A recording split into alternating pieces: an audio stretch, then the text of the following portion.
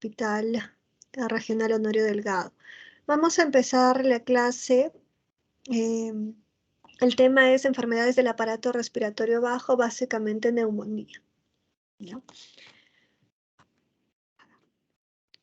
Empezando un poco por epidemiología.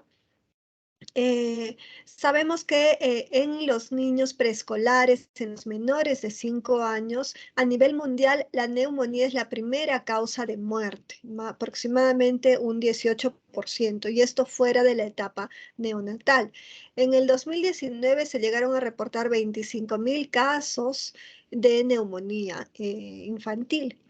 Y en Estados Unidos, por ejemplo, que es un país donde hay mayor cantidad de recursos, ¿no? Y la salud aparentemente está mejor controlada. 4 de cada 100 niños preescolares se llegan a hospitalizar al año. Ahora, en nuestro país la tasa es mucho más alta, ¿no? Son 36 de cada 100 niños preescolares que se hospitalizan, ¿no? Afortunadamente la letalidad es baja, del 0,75%, pero esto es gracias a las campañas de vacunación, ¿no? Porque este índice ha sido mucho más alto en décadas pasadas, ¿no? Sin embargo, el rango también a nivel mundial es muy variable dependiendo de, sobre todo, eh, cuánta cobertura tenga la vacunación en algunos países, ¿no? O con cuán desarrollados estén los sistemas de salud de cada país, ¿no? Por lo tanto, la letalidad puede variar desde un 0,04% hasta un 24%, imagínense, bastante alto. En cuanto a la definición, en forma práctica, la neumonía se refiere a síntomas respiratorios agudos, menos de 15 días, ¿no? Asociados a taquipnea para la edad, ¿no? Y que pueden estar acompañados o no de fiebre, ¿ya? La causa es por un proceso inflamatorio del parénquima pulmonar que va a ser secundario a un patógeno que ha ingresado a la vía aérea, que puede ser viral, bacteriano, o de tipo hongos, ¿no? La neumonía de la comunidad se refiere a aquella infección que se adquiere fuera del ámbito hospitalario, ¿no? O sea, como le dice su nombre, en la comunidad, ¿no? Y para diferenciarlo de la intrahospitalaria, pues ocurre 7 días antes de la hospitalización o 48 horas después del ingreso hospitalario, ¿ya? Si ocurre el primero o segundo día de estar hospitalizado por otro motivo, el paciente empieza a presentar síntomas, es probable que la infección se haya dado antes de su ingreso, no en el mismo hospital, ¿ya? Para explicar un poco cómo es de que se produce la neumonía, va a depender de la alteración de los mecanismos de protección que tenemos contra los patógenos en la vía aérea inferior, ¿no? Esos mecanismos son el anatómico, ¿no? Es decir, en las fosas nasales primero empezamos a filtrar las partículas extrañas, ¿no? Incluyendo virus y bacterias, y estas son eliminadas por el drenaje linfático. Hay un factor mecánico también que tenemos como defensa, los reflejos del cierre de la glotis, ¿no? Para evitar las aspiraciones, el reflejo de la tos, ¿no? Para poder eliminar la mayor cantidad de inóculos de virus o bacterias, y el aclaramiento ciliar y secreción de moco que cumplen la misma función, ¿no? Atrapar partículas que luego van a ser eliminadas. Finalmente, el sistema inmunológico cumple su función al tener macrófagos alveolares que van a ser capaces de fagocitar este virus o bacterias y la producción de anticuerpos que nos ayudan a luchar contra la infección. A su vez, cuando estos mecanismos de protección están alterados y son superados por una alta carga de virus o de bacterias, es que se va a producir la neumonía, ¿no? En cuanto a los virus, sabemos que se transmiten a través de aerosoles, así es el contagio, ¿no? Uno inhala estos inóculos en gotitas de virus, ¿no? Y si hay un daño ciliar o una disminución en la fagocitosis, como ocurre en los niños pequeños que todavía su inmunidad está en desarrollo, se va a producir, esto va a favorecer el aumento o la persistencia de secreción de moco, que a las finales puede ser sobreinfectada también por bacterias que ya viven en nuestra vía aérea, que están colonizando la vía aérea, normalmente son parte de la flora bacteriana, pero al haber un factor como incremento del moco por una infección viral previa, estas pueden empezar a reproducirse y producirse provocar una infección bacteriana sobreagregada a una infección viral previa, ¿no? Otro es que se produzcan de nuevo por las mismas bacterias que colonizan la nasofaringe, ¿no? Y que por alguna disminución o alteración en alguno de estos mecanismos de protección, pues empiezan a reproducirse en forma exagerada y van a ingresar a la vía aérea inferior por diseminación a través de los bronquios, ¿no? Uno de estos mecanismos que aumenta la reproducción de bacterias o la alteración de la flora es a veces el mismo uso indiscriminado de ciertos antibióticos, ¿no? Que reducen ciertas bacterias protectoras, ¿no? Y favorecen el crecimiento de otras que tienen mayor riesgo de causar patogenia, ¿ya? Otra causa es la diseminación hematógena, es decir, por algún otro foco infeccioso lejos a los pulmones, que puede ser una celulitis, ¿no? Algún foco en la piel, en el hueso, etcétera. Se producen émbolos sépticos que viajan a través de la vía sanguínea y van a llegar hacia el pulmón, ¿no? Y básicamente se caracterizan por presentar múltiples nódulos sépticos pulmonares, ¿no? Eh, ya en el parénquima pulmonar vamos a ver 4 fases en que la neumonía progresa, ¿no? Inicialmente hay una fase de congestión.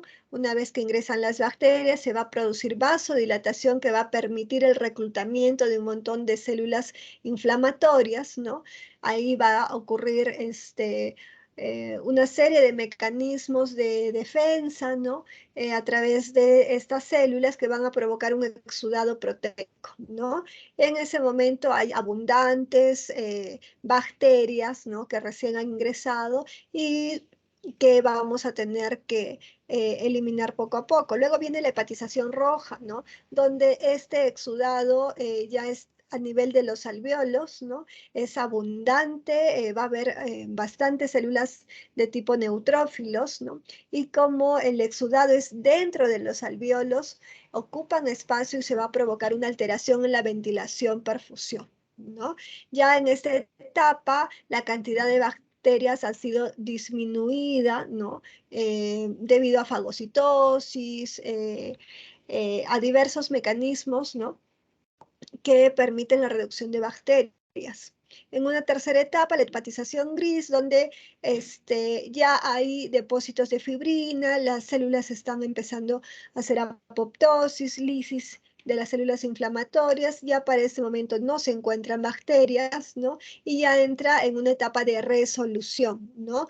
Donde mucho de este contenido proteico, que va a ser expuesto en secreciones, pasan a una digestión enzimática que va a permitir la reabsorción de todas estas secreciones o la fácil expectoración.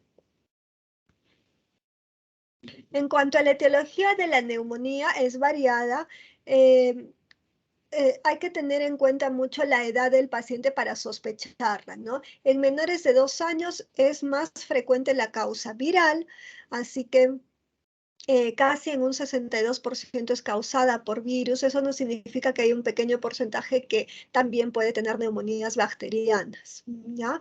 El virus más frecuente es el sincitial respiratorio. Es por eso que muchas neumonías virales con mucha taquipnia, hipoxemia, pueden confundirse con bronquiolitis, y diferenciarlos clínicamente o por radiografía realmente es muy difícil, ¿no? A veces el diagnóstico diagnóstico etiológico termina siendo en retrospectiva, viendo a qué es lo que más ha provocado la mejoría del paciente, ¿no?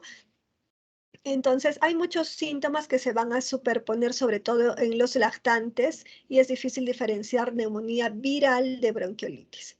En cuanto a las bacterias, estas tienen mayor mortalidad. La más frecuente es el neumococo, que en la medida que el niño crece se hace más frecuente. Las infecciones neumocócicas invasivas son realmente muy graves, con alta mortalidad, ¿no? Y se dan en menores de 2 años. Sin embargo, afortunadamente este tipo de infecciones ya no se ven últimamente debido a la buena cobertura en vacunación que hemos tenido, ¿no? Y que hemos mantenido por lo menos hasta antes de la pandemia, ¿no? Donde sobre todo con la última vacuna 10 valente antineumocócica se ha logrado reducir al mínimo, por no exagerar y decir a cero, ese tipo de neumonías invasivas que causaban mucha bacteriemia y meningitis por neumococo. Y es que la vacunación ha logrado un gran impacto en el descenso de casos de neumonía. Antes del año 2000, los casos eran, como ven ahí, muy altos, ¿no? Sin embargo, con la vacunación hay una caída dramática, ¿no? De los casos de neumonía, pero lo que se veía es de que de todos modos cada cierto tiempo aparecían casos con neumonías complicadas, sobre todo, porque si bien la vacuna con 7 serotipos eh, me disminuyó bastante los casos, sobre todo de estas neumonías invasivas, habían algunas cepas que no eran cubiertas por esta vacuna y que eran las causantes de neumonías complicadas, ¿no? Con necrosis, con abscesos o con derrame pleural. Entonces, la vacunación, la 10 valente que surgió después, sí logró disminuir estos casos de neumonías complicadas, ¿no? Entonces, actualmente, si tenemos casos de neumonías complicadas, generalmente son en niños que no han sido vacunados, o que fueron vacunados en su momento solo con la heptavalente, ¿no? O están apareciendo también nuevamente nuevos serotipos, ¿no? Causantes de este tipo de neumonías. En cuanto a la edad, les había mencionado que es muy importante para nuestra sospecha etiológica bacteriana. Entonces tenemos que los niños, los neonatos, van a tener neumonías bacterianas causadas por bacterias que colonizan el canal del parto, ¿no? Como E. coli, estreptococo del grupo B, listeria, también aparece neumococo y estafilococo, ¿no? Que suele estar presente en la piel. En los menores de 3 meses, la causa más frecuente son los virus respiratorios, BCR de la cabeza. En segundo lugar está neumococo. Clamidia trachomatis es la causante de neumonía febril del lactante, ¿no? Y vamos a ver después que tiene algunas características específicas. Y Haemophilus influenza, que también aparece en este grupo etario, pero que afortunadamente también con la vacunación los casos han disminuido bastante, ¿no? Actualmente suelen causar más bronquitis crónicas que neumonías. En los preescolares menores de 5 años también los virus siguen siendo la primera causa de neumonías, pero en segundo lugar neumococo, ¿no? Y vean cómo ya aparece estafilococo o neumococo como causa de neumonías complicadas en este grupo etario, ¿no? Micoplasma también puede causar neumonías en los preescolares, pero en menor porcentaje. A diferencia de los escolares, vean cómo ya los virus pasan a un tercer lugar, son menos frecuentes, ¿no? La causa más frecuente es el neumococo y en segundo lugar el micoplasma como causante de neumonía atípica. Hay algunos factores predisponentes para adquirir neumonía. Dentro de ellos son a menor edad, menor tipo de defensas, ¿no? Nuevamente, nuestra inmunidad está en desarrollo y termina su desarrollo aproximadamente a los 5 años, 5 a 6 años. Entonces, este grupo etario tiene un tipo de respuesta débil frente a los patógenos. Por eso es de que están más predispuestos a infecciones. Si tenemos mayor número de hermanos mayores que sean los que traen los virus o las bacterias, ¿no? Por contagios, generalmente en los colegios, pues van a ser capaces de también contagiar a los menores de edad que viven en su casa, ¿no? Cualquier factor de hacinamiento va a ser importante en la transmisión de virus o bacterias, ¿no? Como guarderías, el mismo colegio, ¿no? Eh, Otros factores también que determinen un bajo nivel de anticuerpos o de citoquinas, como por ejemplo peso bajo al nacer, desnutrición, ¿no? O algunas enfermedades crónicas como cardiopatías, enfermedad pulmonar crónica, ¿no?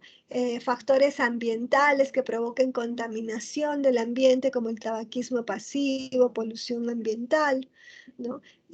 Finalmente, las infecciones virales también agudas, hemos hablado de que pueden ser un factor que alteran el tipo de defensa ciliar que tenemos en la nasofaringe y eso va a favorecer el ingreso también de bacterias, ¿no? Por gravedad hacia la vía aérea inferior, ¿no?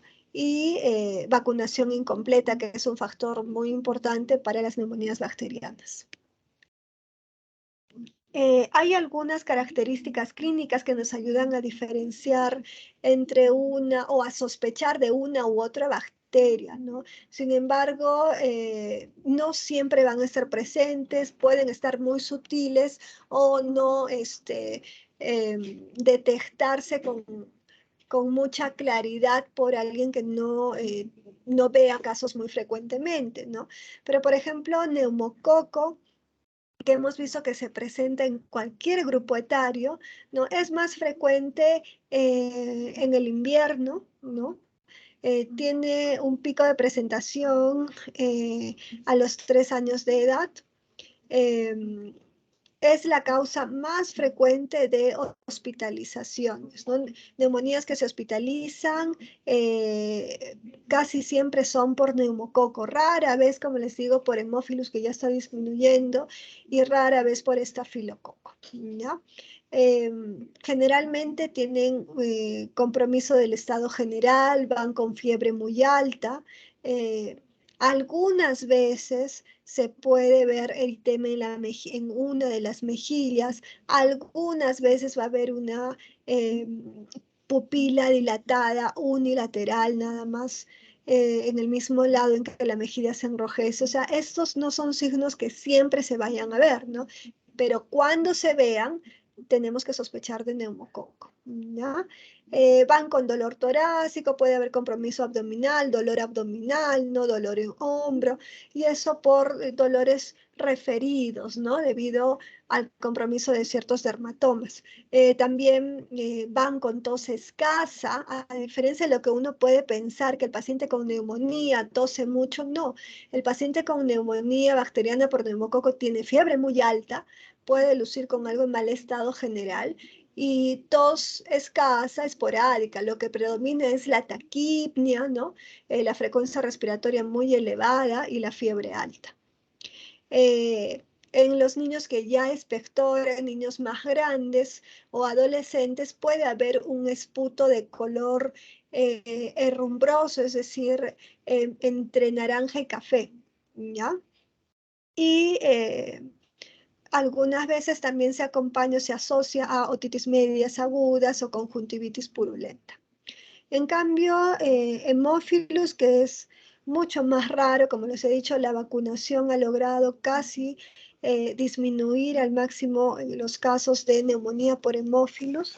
Se ve en niños más pequeños, sin embargo, bueno, como hemos visto, también puede presentarse en niños hasta los 5 años, ¿no?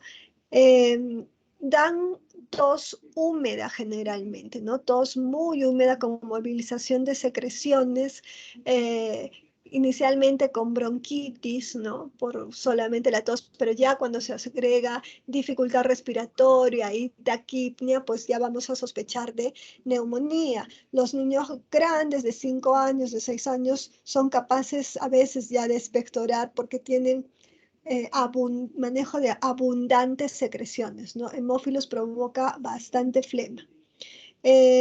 Cuando se logra expectorar, la flema es de color verdoso y también se asocia a otitis, a meningitis.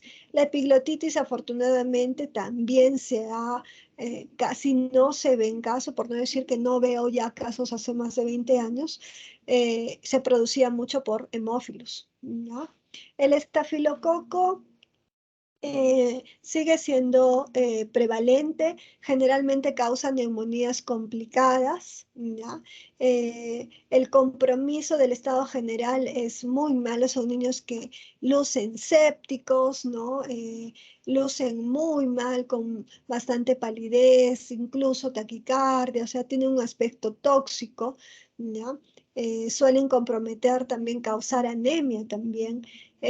La expectoración suele ser amarilla. Bueno, esto es relativo, ¿ya? Porque eso de la coloración de la flema, inicialmente clara, mientras más tiempo pase, la flema también va a tornarse amarilla y finalmente verdosa, o sea, como parte del acúmulo celular que van tomando ese tipo de color, ¿ya? También las neumonías por estafilococo se pueden asociar a otros focos lejanos al pulmón, como focos dérmicos, ¿no? Suele verse mucho cuando hay una celulitis, cuando hay varicela, ¿no? Secundario a otro foco. En cuanto al inicio, tanto neumococo como estafilococo tienen presentaciones muy agudas, ¿no? Estafilococo mucho más rápido todavía, ¿no? Hemófilos, como les digo, es mucho más solapado, más crónico, dan más bronquitis crónicas, ¿no? De larga data y finalmente se pueden convertir en neumonías. Em, las complicaciones como derrame pleural, empiema, se ven más con neumococo y estafilococo, ¿ya? Efusión pleural es más frecuente que la causa estafilococo, pero también la causa neumococo. Es por eso que cuando tenemos una neumonía complicada, siempre hay que cubrir ambos gérmenes, tanto este, un tratamiento antibiótico inicial que cubra tanto neumococo como estafilococo, ¿no? En cuanto a las radiografías, neumococo da típicamente un síndrome de condensación, ¿no? Un consolidado que ocupa todo un lóbulo o un segmento grande, ¿no? Bien delimitados, ¿no? En cambio, hemófilus, como causa inicialmente bronquitis, entonces las infecciones suelen diseminarse en forma bilateral y pueden tener varios focos, ¿no? Alveolares difusos, ¿ya? Estafilococo se asocia a veces a neumonías bulosas, es decir, dentro de un foco de condensación pueden empezar a aparecer áreas de necrosis, ¿no? Que llegan a formar grandes espacios de aire, ¿no? Se forman bulas. Cuando veamos bulas, eso es por estafilococo, ¿no? A veces, muchas veces también derrames pleurales bilaterales. Cuando son bilaterales también hay que sospechar de estafilococo. En cuanto específicamente a algunas bacterias como Clamidia trachomatis, hay características que nos hacen sospecharla, ¿no? Esta es más frecuente en los menores de 3 meses, ¿ya? Con un pico al año de edad, perdón, con un pico a los 45 días, ¿no? Al mes y medio más o menos, ¿ya? Se caracteriza porque da taquipnia, da dificultad respiratoria, pero no da fiebre, ¿no? Con ausencia de fiebre, el paciente luce bien, totalmente tranquilo, pero muy agitado, ¿ya? Y también suele asociarse a conjuntivitis, ¿no? En la mayoría de casos, una conjuntivitis purulenta, rinorrea purulenta, ¿ya? Eh, a veces, como causa una neumonía atípica, podrían escucharse también sibilantes, y esto es lo que puede ocasionar dificultades en el diagnóstico, ¿no? Porque a veces por la presencia de sibilantes pueden confundirlo con una bronquiolitis, ¿no? En el adulto suele dar uretritis, salpingitis, compromiso de los órganos de la reproducción, ¿no? Las neumonías pueden tornarse muy graves cuando hay coinfección con virus, ¿no? Y una forma de reconocerla es porque causan eosinofilia. El micoplasma, en cambio, eh, suele dar fiebre, malestar, sobre todo mucha cefalea, ¿no? Y en niños grandes se puede observar una tos característica, tipo coqueluchoide, ¿no? Porque es una tos muy persistente, ¿no? Tosen en varios accesos, ¿no? Por un largo rato no paran de toser, una tos bastante seca, irritativa, ¿no? Y de esa forma se reconoce, ¿no? Muchas veces por la persistencia y la tos insistente se confunde con coqueluche, ¿no? Pero sí, micoplasma da síntomas también en otros órganos, ¿no? Puede darme no solo rinorrea, faringitis, ¿no? Compromiso de la vía aérea superior y otalgia con una característica meningitis bulosa hemorrágica, que se presenta felizmente no muy frecuente, solo en el 5% de los casos. Pero como les digo, da muchas manifestaciones extrapulmonares. Dentro de ellas, la más común son la presencia de mialgias, dolores musculares generalizados y cefalea, ¿no? Esto llama bastante la atención del paciente, así que hay que sospechar de micoplasma. Otra cosa es de que da también alteraciones hematológicas, ¿no? Suelen cursar con anemias, con trombocitopenias, ¿no?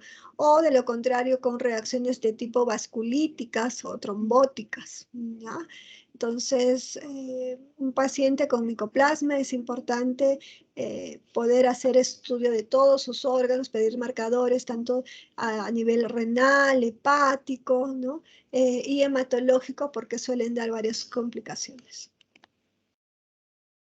Dentro de las neumonías complicadas se describen algunas complicaciones características, en realidad tres, ¿no?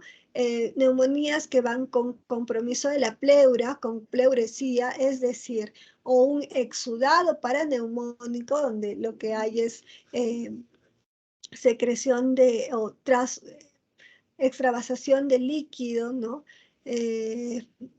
Con bastante contenido proteínico, ¿no? O cuando ya no solo se extravasa líquido, sino se extravasan bacterias, ¿no? Del parénquima hacia el espacio pleural y entonces el contenido va a ser purulento, eso se le llama empiema, ¿ya?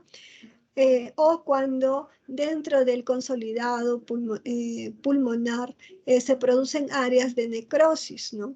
Esta necrosis puede ser pequeña, diseminada, ¿no? Varios focos de necrosis, que sería una neumonía necrotizante, o con un único punto central de necrosis que va creciendo cada vez más y lo que se va formando es un absceso, ¿ya? Otra complicación vienen a ser las neumonías con escape de aire, es decir, con neumotórax o neumomediastino, ¿no? Y cuando alguno de estos dos es severo, pueden llegar hacia el tejido celular subcutáneo, ¿no? Y causar enfisema subcutáneo, ¿ya? Este tipo de complicaciones son más frecuentes en neumonías virales, ¿ya?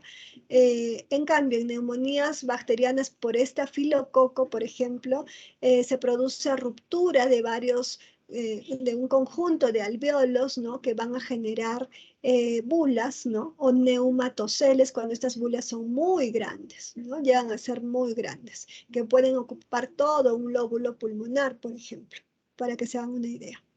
¿Ya? ¿Cuándo sospechar de neumonías complicadas?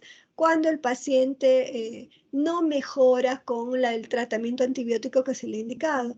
¿Y por qué? Pues porque hay un foco, probablemente un absceso, un acúmulo de secreciones purulentas, ¿no? Que van a demorar en resolver.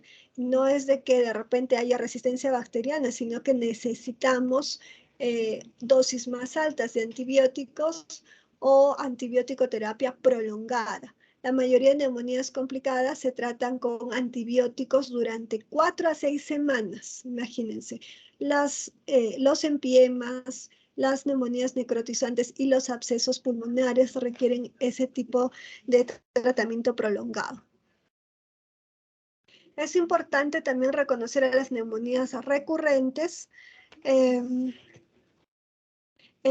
porque nos pueden hacer sospechar de otro tipo de enfermedades, ¿no? Pero para yo decir que un paciente tiene neumonía recurrente, se refiere específicamente a neumonías bacterianas, porque un niño que no tenga ningún tipo de inmunodeficiencia puede tener neumonías virales a repetición, que a veces las neumonías virales también son confundidas o con bronquiolitis, como les he mencionado en los lactantes, o con SOP, ¿no? Síndrome obstructivo bronquial, que a veces terminan con diagnóstico de neumonía, ¿no? Entonces, no son realmente neumonías bacterianas, no han sido neumonías virales a repetición o de repente ni siquiera neumonías virales, fue una bronquiolitis, luego una neumonía viral, luego un SOP, ¿no? Entonces, pero ya si no especifica o no llegan bien al diagnóstico, tiene errores en el diagnóstico, el paciente va a ser catalogado como neumonía bacteriana recurrente y ya vamos a estar buscando las causas de alguna inmunodeficiencia, ¿no? Entonces, aclara que les quede claro esto, ¿no? Se refiere a neumonías bacterianas. Y cuando decimos recurrente, cuando tienen más de 2 neumonías bacterianas en un año. Es decir, esos consolidados grandes, ¿no? De grandes segmentos o de todo un lóbulo, ¿no? A eso se refiere. O más de 3 neumonías a lo largo de su vida, ¿no? Bacterianas, ¿no? A lo largo de su vida, ¿no? En cualquier lapso de tiempo. Y para esto no solo tengo que aceptar lo que me dice la mamá o el informe o lo escrito en alguna receta de crisis, tengo que tener la evidencia clínico-radiológica, es decir, revisar sus radiografías anteriores y corroborar que han sido consolidados, o sea, corroborar que han sido bacterianas, ¿ya? Y también que logra haber resolución completa entre neumonía y neumonía, entre episodio y episodio, ¿no?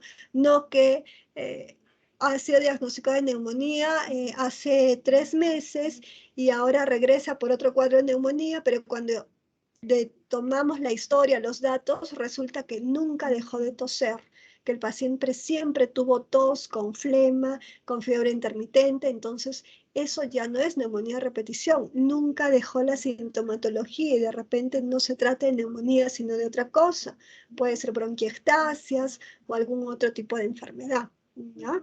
Entonces son episodios de neumonía que tienen resolución completa y pasa un tiempo y vuelve nuevamente a presentar otro cuadro similar, ¿ya?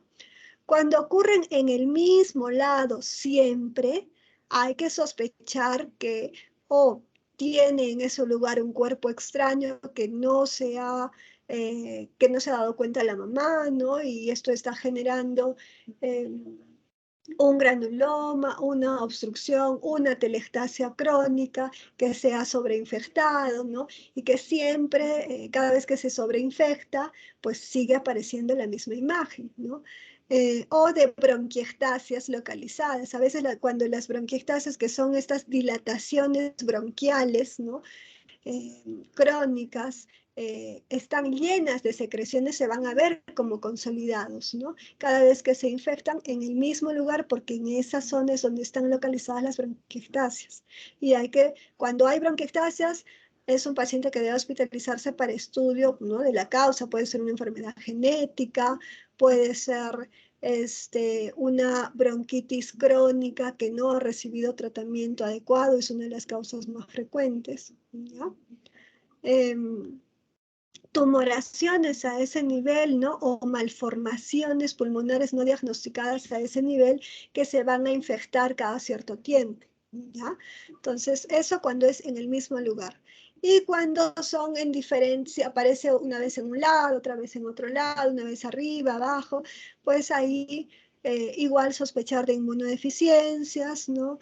De discinesia ciliar primaria, ¿no? O de alguna malformación traqueal que esté predisponiendo infecciones y esté diseminando cada cierto tiempo en diferentes focos las infecciones. En cuanto al diagnóstico, el signo típico de la neumonía es la presencia de taquipnea. No la presencia de fiebre, porque ya hemos visto que hay neumonías sin fiebre, ¿no? No la presencia de dificultad, porque la dificultad respiratoria puede ser común a varios tipos de infecciones. Puede estar presente en un cuerpo extraño, en una bronquiolitis, en un croup, ¿no? En una crisis asmática, ¿no? Solo me indica severidad de la enfermedad, ¿ya?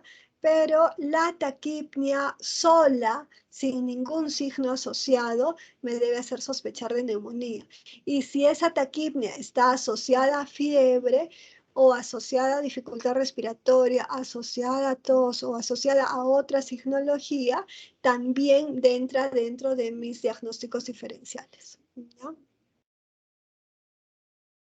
Para yo diferenciar entre una neumonía viral y bacteriana, básicamente tengo que tomar en cuenta la clínica, ¿ya?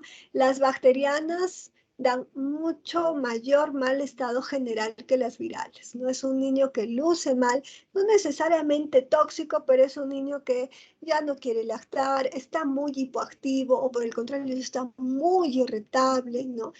Tiene una alteración en su estado de conciencia normal, ¿no? No está tranquilo. Y la fiebre siempre es muy alta, ¿no? Por encima de 39. A diferencia de las virales que pueden tener fiebre, incluso persistente, hemos visto cómo COVID en pandemia me causaba fiebre por 5 días consecutivos, a veces por una semana, y no necesariamente era porque se estaban complicando con una neumonía bacteriana, sino el mismo virus causa esto. Pero nunca fiebres tan altas, ¿no? Siempre causa fiebre de 38, 38,5, o sea, no sobrepasan los 39 grados. Esto en la mayoría de virus, ¿no? COVID ha escapado a todo tipo de regla. Entonces, me puede dar fiebre, pero no tan alta. Y el estado general nunca es malo, es un niño tranquilo, que sigue lactando, o que sí come. De repente está un poquito inapetente, ¿no? Pero no es el niño que está planchado, que está tirado, que no quiere levantarse, o que llora mucho, o que ya no come nada, ¿no? Hay mucho mal estado general en las bacterianas. En cuanto a la auscultación, la presencia de crépitos es más frecuente en las bacterianas. La presencia de roncantes, subcrépitos, sibilancias es más frecuente en las virales. Ahora hemos visto de que las virales también se pueden sobreinfectar, entonces durante el tiempo de evolución, si vemos alguna desmejoría del paciente, reaparición de la fiebre o fiebre cada vez más alta, ¿no? O el niño empieza a decaerse, no mucho más, ahí sospechar de una sobreinfección bacteriana. Los síndromes de consolidación son más frecuentes en niños escolares, en niños más grandecitos, mayores de 5 años, donde yo a la auscultación voy a encontrar un foco, una zona específica donde encuentro crépitos, murmullo vesicular disminuido y el resto normal, ¿no? Y eso también se puede correlacionar con la radiografía. En la misma zona voy a encontrar una opacidad bastante homogénea, bien delimitada, y el resto del parénquima normal. Cuando yo vea eso, se trata de una neumonía bacteriana y lo más frecuente es que sea por neumococo. ¿Ya? Entonces, pero esos casos así de típicos no los vamos a encontrar siempre. Como les digo, es más en escolares, entonces en un pequeñito no siempre lo voy a encontrar. A veces sí, pero no es lo más frecuente.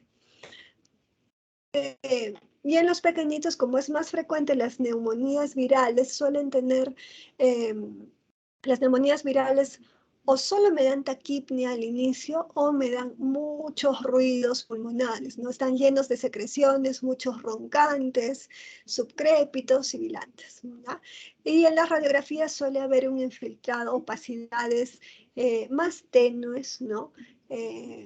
Como reticulares, ¿no? Como redes, pero que dejan, o dejan ver, por ejemplo, las costillas, dejan ver el parénquima pulmonar, ¿no? No son estos consolidados muy blancos con mucha opacidad, ¿no? Son opacidades tenues. Casi siempre se ubican cerca a los cilios bronquiales, ¿ya? Y suelen ser bilaterales.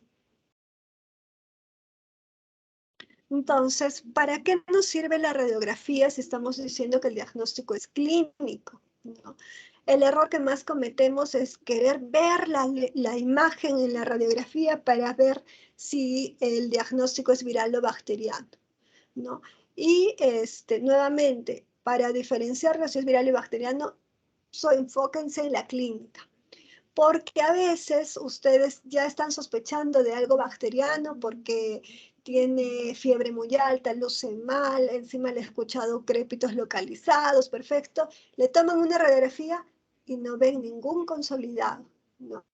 Entonces lo dudan y dicen, no, no es bacteriana, no veo consolidados y no le dan antibióticos, ¿ya? Entonces, no hagan diagnóstico en base a solo la radiografía. La radiografía es una ayuda diagnóstica, examen auxiliar, lo que más importa es la clínica, ¿ya? Y a veces los va a confundir porque no siempre va a haber correlación.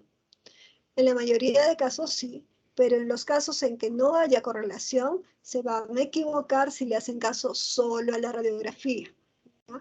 Las infecciones bacterianas, las neumonías bacterianas también me pueden dar infiltrados intersticiales, peribronquiales, como si fuera viral, ¿ya? Entonces, no me ayuda a tomar en cuenta solo la radiografía. Tome en cuenta más la clínica. Además, la interpretación o la visualización de las opacidades difieren mucho entre observador y observador. El que tiene más experiencia de repente podrá ver más detalles que el que no la tiene. O de repente hay interpretaciones equivocadas, ¿no?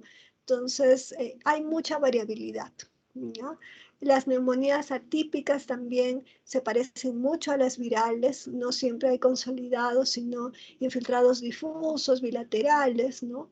Entonces, también, si no observamos los consolidados, podemos dejar de diagnosticar estas.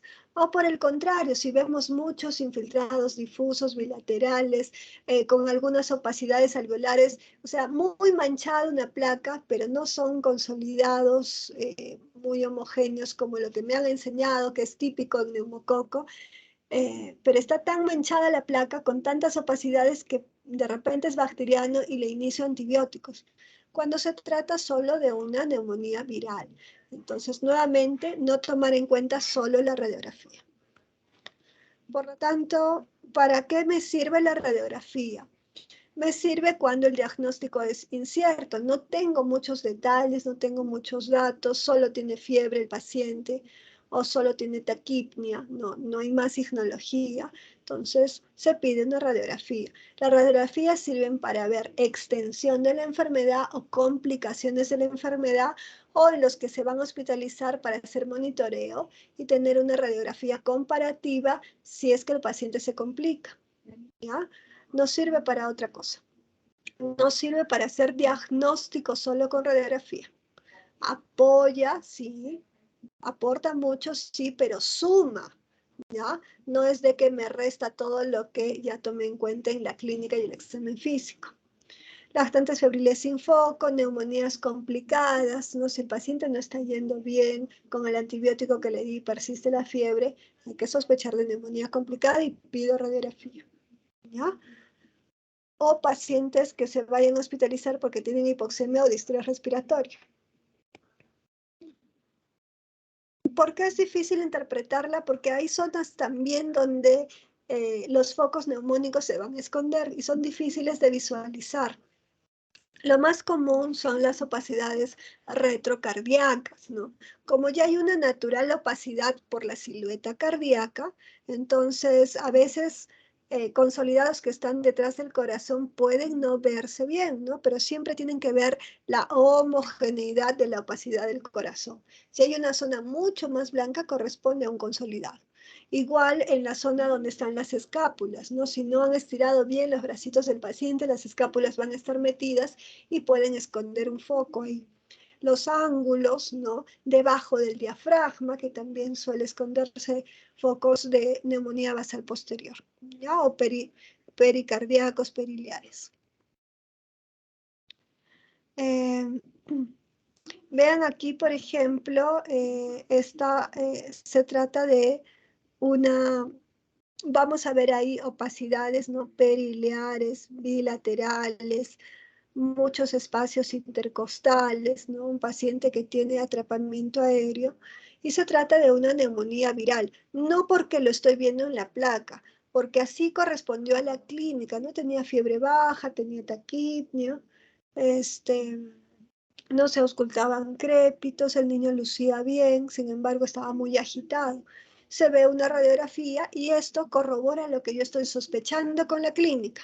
Sí, efectivamente no hay muchos consolidados, ¿no? Son opacidades intersticiales, sí, se corresponde y es una neumonía viral. Vean acá también, hay opacidades en vidrio deslustrado en todo el parénquima derecho, ¿no? Y en el parénquima izquierdo vemos una opacidad como triangular en la base que corresponde a una atelectasia.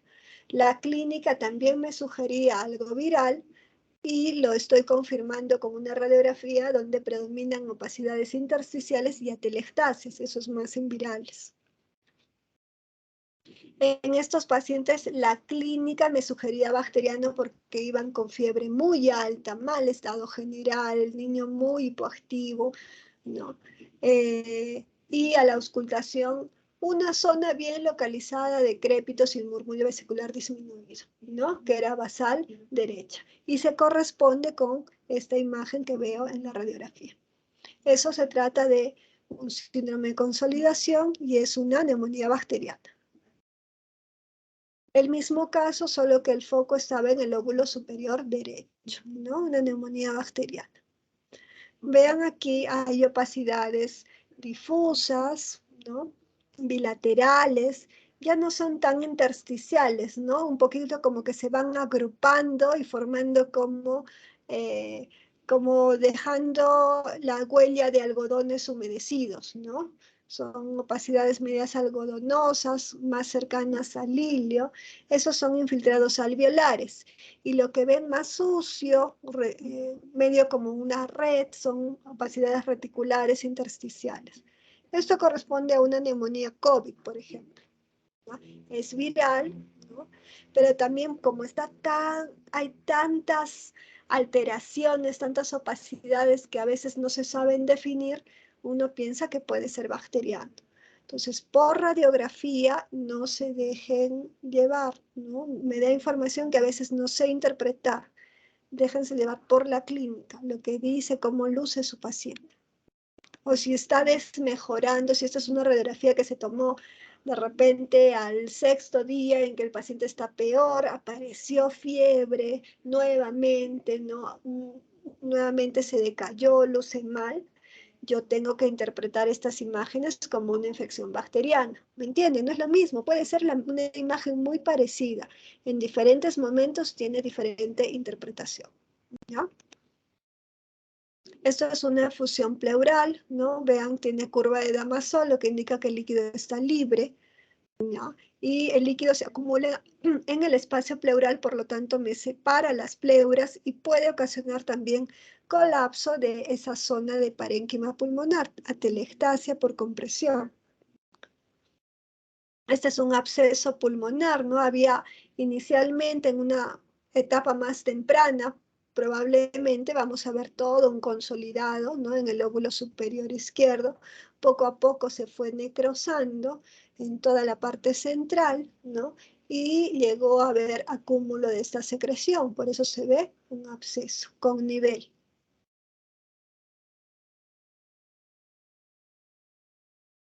Los exámenes de laboratorio solo son para seguimiento, para descartar sepsis, ¿no?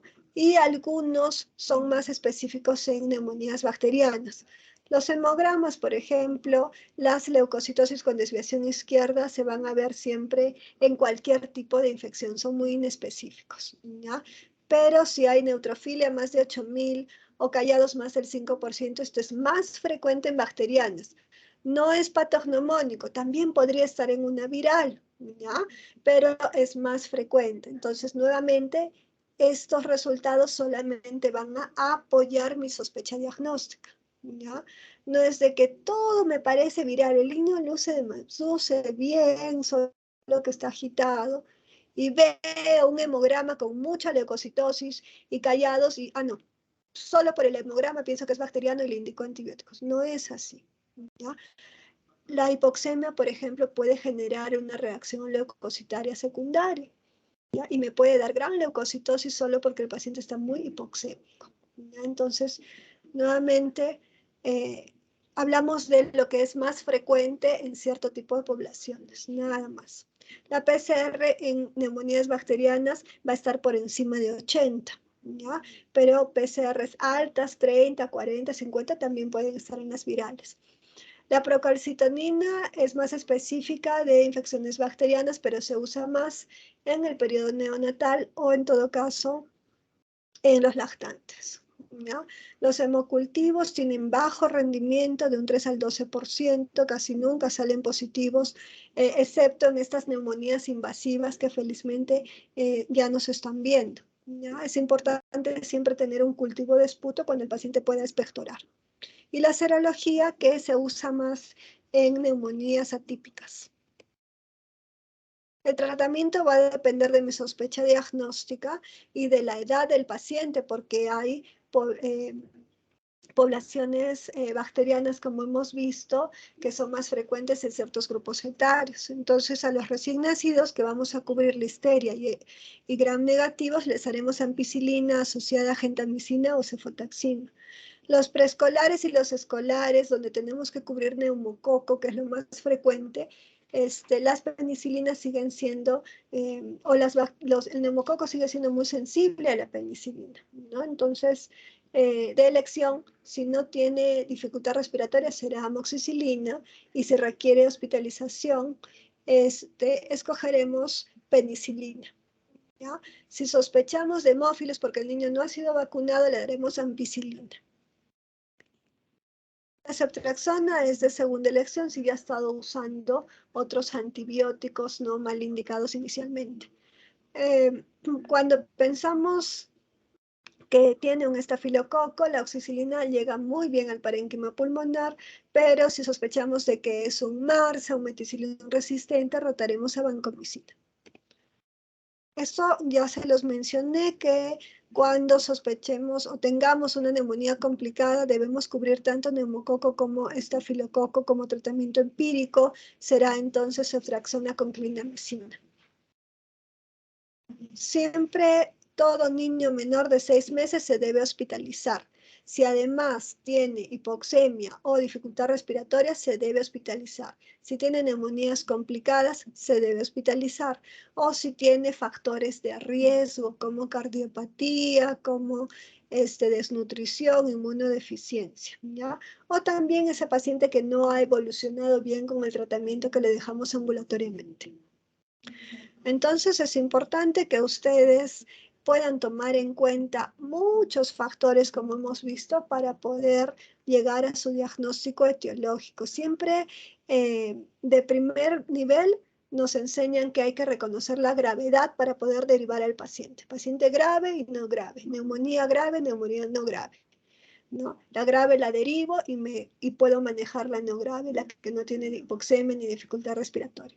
Pero también es importante que hagan el ejercicio de diferenciar entre viral y bacteriana, porque hacemos mucho uso indiscriminado de antibióticos, ¿ya?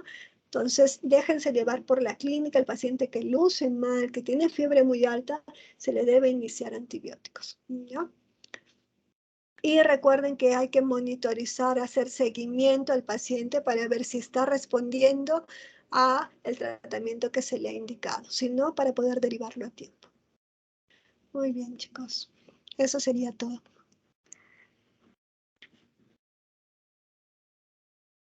Bueno, si no hay preguntas, creo que vamos a dar por terminada la clase, ya también porque estamos volando en el tiempo. Así que ha sido un gusto, chicos. Hasta luego.